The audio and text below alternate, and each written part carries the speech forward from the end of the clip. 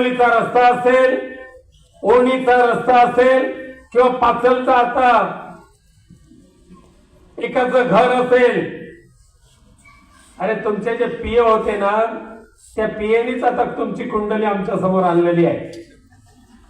कुठे देवस्की करत होता, कुठे काळ्या पेसाची कोंबड्या पुरत होता, कोणाच्या नावाने पुरत होता. हे सगळं आता तुमच्या पीएनीच सांगितलंय. कारण हे केलेलं पाप फार दिवस पचणार नाही. आणि म्हणून तुमची जी गद्दारी आहे, राजन साळवींची गद्दारी, ही खऱ्या अर्थाने राजापूर मध्ये झालेली शेवटची गद्दारी असेल. या पुढे जो निर्माण होईल तो राजापूरचा निष्ठावंत कार्यकर्ता, राजापूरचा आमदार बनेल, हे अभिमानाने या ठिकाणी मी तुम्हाला सांगू इच्छितो. ज्याने घाण खायची त्याने घाण खाली, ठीक आहे, पण तरी सुद्धा वर्षानुवर्ष ज्या शिवसेना कार्यालयामध्ये बसून आपले कार्यकर्ते, खास करून राजापूर शहरातले संजय पवार असतील, विनय गुरम असतील, आमच्या सगळ्या महिला पदाधिकारी असतील, हे ज्या कार्यालयामध्ये बसून काम करत होते, एके दिवशी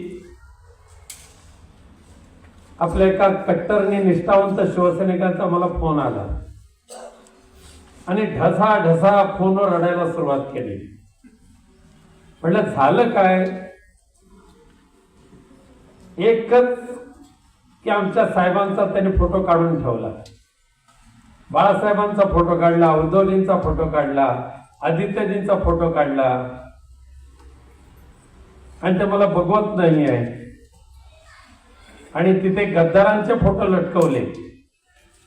ज्यांनी महाराष्ट्र घडवला, ज्यांनी शिवसेना निर्माण केली, ज्यांच्या आशीर्वादाने यांच्या पोटामध्ये 4 घास गेले, त्या उपकारकर्त्यांचे फोटो काढलेले पाहिल्यानंतर तात्या सरवणकरांचा जो हुंका आणि त्यांच्या तोंडातून म्हणजे अश्रू जे त्यांच्या डोळ्यातून येत होते आणि माझ्याशी बोलत असताना ढसा रडत होते.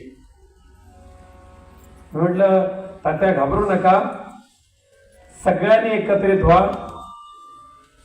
कमलाकर कदम आपले तालुका प्रमुख, एक जबरदस्त उत्साही, आमच्या प्राची शिर्के दुसऱ्या महिला तालुका प्रमुख, आमचे शहर प्रमुख संजय पवार, हे सगळ्या पदाधिकाऱ्यांनी तुम्ही एकत्रित या आणि केवळ रडत न बसता येत्या 8 दिवसामध्ये दुसरं कार्यालय उभं करून द्या. पण मला सांगायला अभिमान वाटतो, अवघ्या 3ऱ्या दिवशी आमचे मुस्ताकबाई पठाण, तुमचं खरंच मी मनापासून आभार मानतो. आमच्या शिवसेनेला हक्काचं कार्यालय तुम्ही एक नवीन पैशाचा मोबदला न घेता या ठिकाणी शिवसेना उद्धव बाळासाहेब ठाकरे पक्षाचं कार्यालय तुम्ही सुरू करायला दिलेलं आहे. आणि ह्या आमच्या राजापूरच्या टीमने अवघ्या 1 आठवड्याच्या आत गद्दारांना दाखवून दिलं. अरे गद्दार किती जरी असले, ते निष्ठावंत 4 जरी असले तरी सुद्धा शिवसेनेची सेवा ते कसे करू शकतात, हे या कार्यालयाच्या माध्यमातून त्यांनी दाखवून दिलेलं आहे. जाताना खूप ढोल पिटून गेले. आमच्या चव्हाणताई मला नेहमी सांगायच्या भेटला की गाडी थांबवायच्या, बघा रावसाहेब ते म्हणतात 3 कोटी कधी माझ्यावर आरोप करून द्यायचे ना.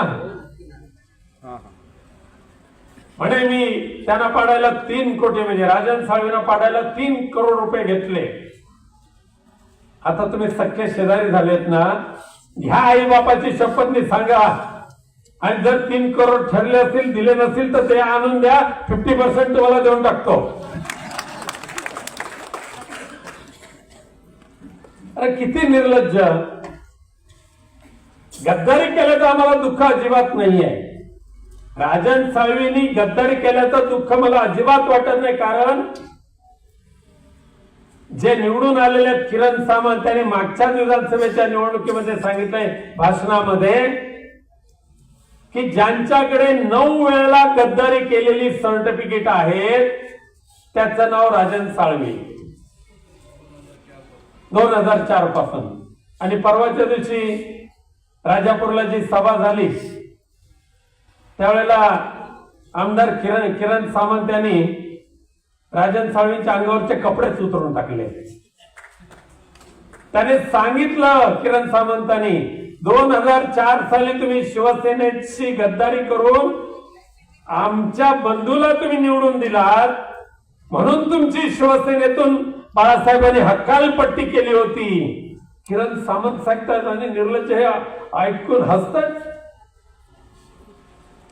2004 साली गद्दारी, प्रत्येक लोकसभेच्या निवडणुकीच्या वेळेला गद्दारी. ह्याच जवाहर चौकामध्ये आमदार निलेश राणे यांनी केलेलं भाषण दिवसा ढवळ्या, काय काय निर्बत्सना केली होती त्यांची. तरी आज एकमेकाला मिठी मारतात. सगळे गद्दार सेनेमध्ये एकत्र झाले. जनाची नाही तर मनाची लाज तरी बाळगा.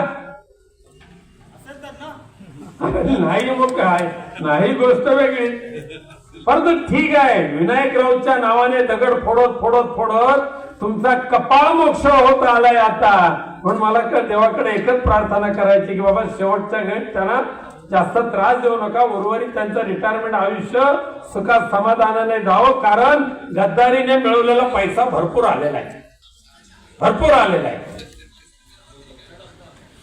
या राजापूरमध्ये दादा तुम्ही आता मगाशी इतिहास सांगितला आणि सांगा दादा, आजपर्यंत राजापूरची वाळवी म्हणून कोण्यातरी लोकप्रतिनिधींचा उल्लेख आजपर्यंतच्या राजापूरच्या इतिहासामध्ये झालाय का?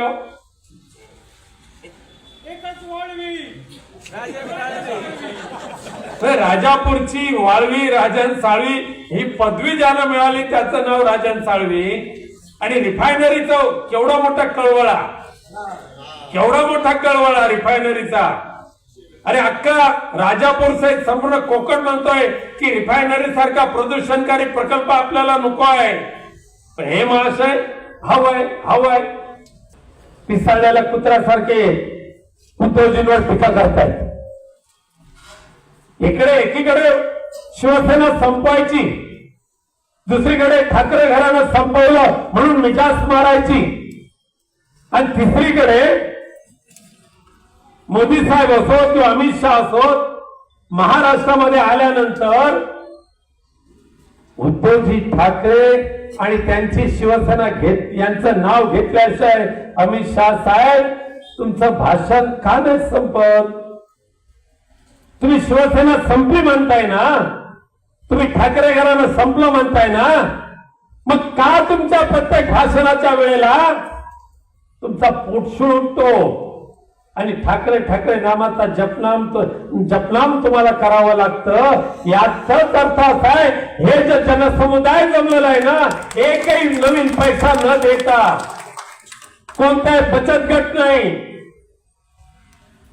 कोणत्याही मंडळाला पैसे घ्या आणि द्या नाही. जे आले ते स्वयंस्फूर्तीने आलेले आहेत, जे आले ते मनापासून आलेले आहेत, जे आले ते आमचं भाषण ऐकण्यासाठी नव्हे, जे आले ते हिंदू हृदय सम्राट बाळासाहेब ठाकरेंच्या आशीर्वादाने निर्माण झालेलं उद्धवजी ठाकरेंचं नेतृत्व आणि त्या नेतृत्वाचं उभं राहिलेलं जे कार्यालय आहे, त्या कार्यालयाच्या या उद्घाटन सोहळ्याच्या प्रसंगी स्वतःहून आलेले संपूर्ण राजापूरकर जनता आहे. पुढच्या महिन्यात लांजाची कार्यालय, लांजामधलं कार्यालय उभं होईल, त्यानंतर देवरुख मध्ये होईल, त्यानंतर रत्नागिरी आणि त्यानंतर चिपळूण मध्ये तर आहेत. सर्वांनी निर्धार करूया की ही शेवटची गद्दारी ठरवून दे आणि निष्ठावंतांचे दिवस भविष्यामध्ये येऊ दे. तर भविष्यातला जो आमदार असेल तो राजापूर विधानसभा मतदारसंघाचा भूमिपुत्रच असेल हे मनामध्ये नक्की ठरवा.